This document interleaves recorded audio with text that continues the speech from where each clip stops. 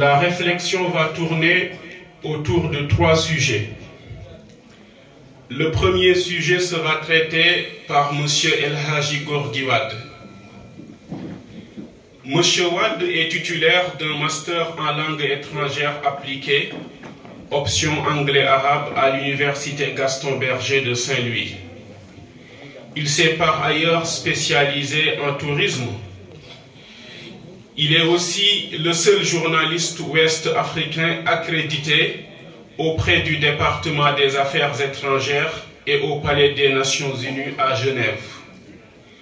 Il est également le fondateur de plusieurs revues et magazines panafricains. Monsieur Wade va traiter le sujet de l'instabilité de la géopolitique internationale et diplomatie culturelle, le soufisme, vecteur de paix, avec un point d'interrogation. Monsieur Wade, vous avez la parole. Assalamu alaikum wa rahmatullahi ta'ala wa barakatuhu. Je vois que votre présentation de ma modeste personne oublie beaucoup d'autres événements, mais c'est certainement ce que vous avez pu voir sur Internet. Mais quand on est devant la famille d'Al-Hadji Malick Sy, quand on est devant le professeur Souleymane Bachir Diagne, ce n'est pas la peine de dire tous les diplômes que nous avons, parce que Al-Hadji Malick, c'est une source intarissable. Je ne parle même pas du chef qui est à côté de nous. Il y a un ancien chauffeur de l'ambassade du Sénégal à Paris qui me disait à chaque fois que le cher Mohamed Mansour Sy vient à Paris, il m'a donné aussi le nom d'un autre professeur du Sénégal, c'était toujours aller à l'avenue au Café Latin pour acheter des livres. Et c'est une chance et un honneur d'être ici, Sy Malick.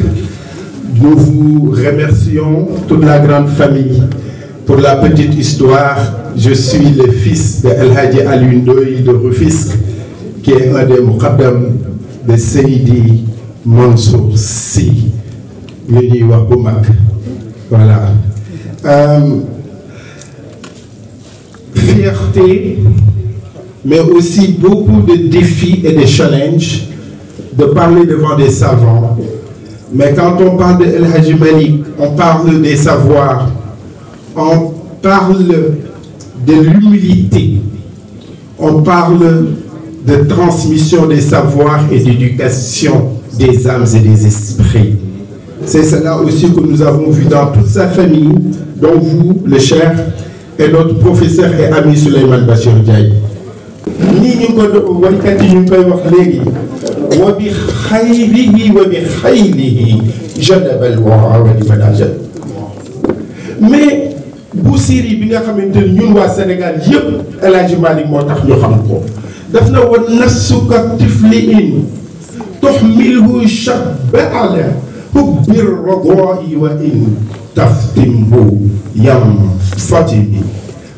mu ne bakken mu ngi mel ni xale buy namp saa yoo continuer di ko jox ween mu la day continuer di namp soo ko farelee nag mu far. kon li ñu war a yar tey mooy nafsu yi.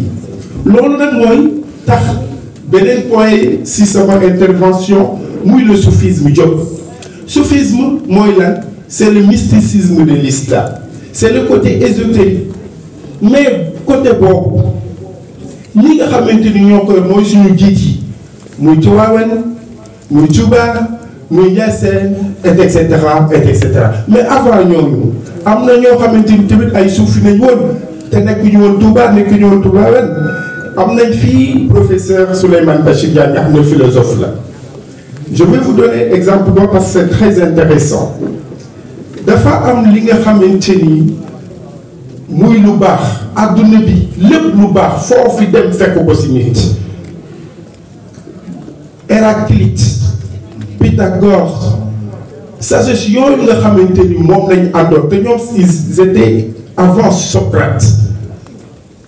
tey jii ku mel ni Bachir wala Seydi Jamil wala suñu kilifa yi toog fii dañ lay wax yoo xamante ni soo ko déggee di ko mën a relier ak philosophe yooyu te pourtant ñoom peut-être liiruñu ko loolu mooy lan mooy leeru yàlla du mas a daje te leer googu moom la philosophie tuddee la Sophia Perennis, c'est la sagesse éternelle. La résistance la plus solide et la plus sûre que nos pays ont pu mener et qui les ont stabilisés, c'est la résistance culturelle. Comme soufisme, njariñ la si paix, mais nañu fexe tamit ñun ñii nekk ay talibé moo xam murit nañ moo xam tijaan nañ moo xam fu ñu mën a